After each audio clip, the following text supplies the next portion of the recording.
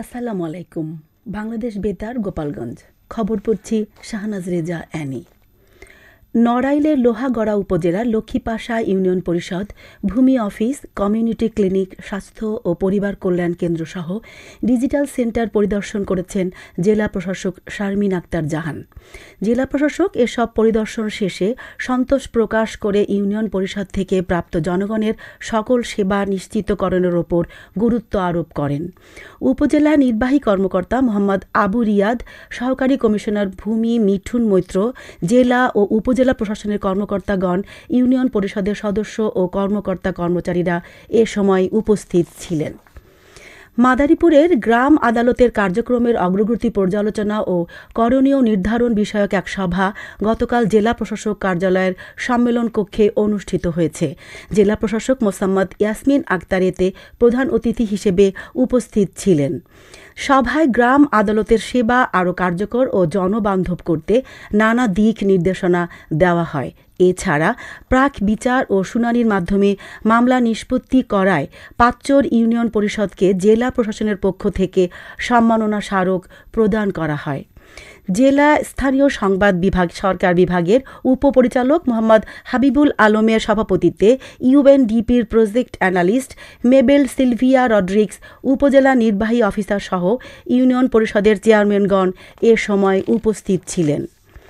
পরিবেশের ভারসাম্য রক্ষা, পশু পাখিদের অভয়ারণ্য তৈরি ও সবুজ বাংলাদেশ বিনির্মাণে শরীয়তপুরে বৃক্ষরোপণ কর্মসূচির উদ্বোধন হয়েছে।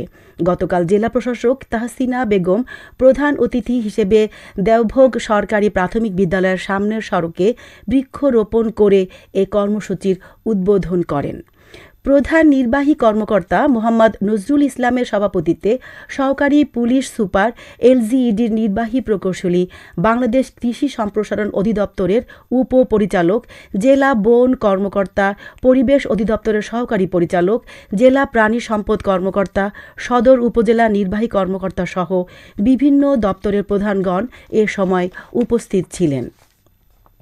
শরীয়তপুরে প্রান্তিক জনগোষ্ঠীর প্রাথমিক স্বাস্থ্য সেবা নিশ্চিতে কমিউনিটি ক্লিনিকের কার্যক্রম জোরদারকরণ শীর্ষক এক সেমিনার গতকাল জেলা প্রশাসকের সম্মেলন কক্ষে অনুষ্ঠিত হয়েছে।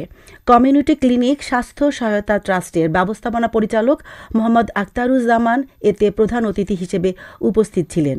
জেলা প্রশাসক তাহসিনা বেগমের সভাপতিত্বে জেলার বিভিন্ন পর্যায়ের কর্মকর্তা কর্মচারী, রাজনৈতিক সুশীল সমাজের প্রতিনিধি সহ সংশ্লিষ্টরা এ সময় উপস্থিত ছিলেন। শরীয়তপুরের সদর উপজেলার সুবচনী বাজারে গতকাল অভিযান পরিচালনা করেছে জাতীয় ভোক্তা অধিকার সংরক্ষণ অধিদপ্তর।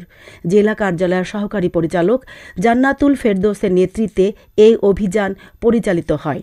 অভিযানের সময় অস্বাস্থ্যকর নোংরা পরিবেশে মিষ্টি তৈরির প্রমাণ পাওয়ায় একটি মিষ্টি দোকানের মালিককে এবং ফার্মাসিতে মেয়াদোত্তীর্ণ ঔষধ রাখায় দুইটি ফার্মেসির মালিককে 5,000 টাকা জরিমানা করা হয়।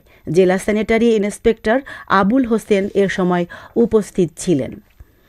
বাংলাদেশ টেলিভিশন কর্তৃক শিশু কিশোরদের প্রতিভা অন্বেষণে আয়োজিত নতুন কুড়ি 2025 শীর্ষক প্রতিযোগিতায় অংশগ্রহণের আবেদন সংক্রান্ত তথ্য জনসাধারণকে অবহিত করতে মাদারীপুর রাজ্যের উপজেলার বিভিন্ন গুরুত্বপূর্ণ স্থানে প্রচার কার্যক্রম অনুষ্ঠিত হয়েছে। গতকাল জেলা তথ্য অফিসে উদ্যোগে এই প্রচার কার্যক্রমে স্থির ও ভিডিও চিত্র প্রদর্শনের মাধ্যমে প্রতিযোগিতার বিস্তারিত তথ্য জনসাধারণকে জানানো হয়। গতকাল বর্ণাঢ্য র্যালি ও সমাবেশের মধ্য দিয়ে মাদারীপুরে কালকিনিতে বিএনপির 47তম প্রতিষ্ঠা বার্ষিকী পালিত হয়েছে। এ উপলক্ষে কালকিনি থানা মোড় থেকে একটি বর্ণাঢ্য র্যালি বের হয়ে শহরের প্রধান সড়ক প্রদক্ষিণ করে উপজেলা পরিষদ মাঠে গিয়ে শেষ হয়। পরে সেখানে এক সমাবেশ অনুষ্ঠিত হয়।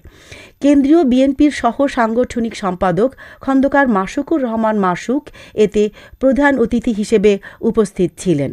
কালকিনি উপজেলা বিএনপি সাবেক সভাপতি অ্যাডভোকেট মিজানুর রহমান ব্যাপারীর সভাপতিত্বে জেলা বিএনপির যুগ্ম আহ্বায়ক, জেলা কৃষক দলের সদস্য সচিব, মাদারীপুর সরকারি কলেজের সাবেক ভিপি সহ জেলা বিএনপি ও এর অঙ্গ সহযোগী সংগঠনের বিভিন্ন নেতৃবৃন্দ এ সময় উপস্থিত ছিলেন।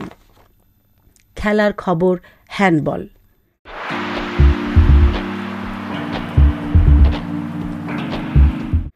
নড়াইল বীরশ্রেষ্ঠ নূর মোহাম্মদ স্টেডিয়ামে কিউট প্রথম বিভাগ পুরুষ হ্যান্ডবল লীগ এর উদ্বোধন করা হয়েছে। গতকাল অতিরিক্ত জেলা প্রশাসক সার্বিক লিঙ্কন বিশ্বাস এ হ্যান্ডবল প্রতিযোগিতার উদ্বোধন করেন। এর আগে বীরশ্রেষ্ঠ নূর মোহাম্মদ স্টেডিয়াম থেকে একটি র্যালি বের হয়ে শহরের প্রধান প্রধান সড়ক প্রদক্ষিণ করে একই স্থানে এসে শেষ হয়।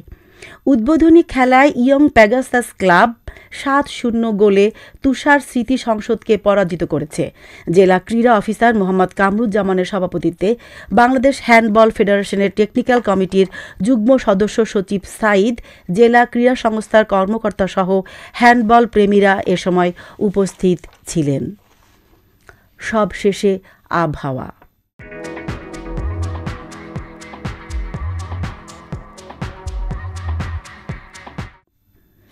আজ সন্ধ্যা ৬টা পর্যন্ত আবহাওয়ার পূর্বাভাসে বলা হয়েছে, দেশের অভ্যন্তরীণ নদীবন্দর সমূহের জন্য কোনো সতর্কবার্তা নেই এবং কোনো সংকেতও দেখাতে হবে না। খবর শেষ হলো। আমাদের পরবর্তী খবর প্রচারিত হবে আগামীকাল সকাল ৮টা ৩০ মিনিটে বাংলায়।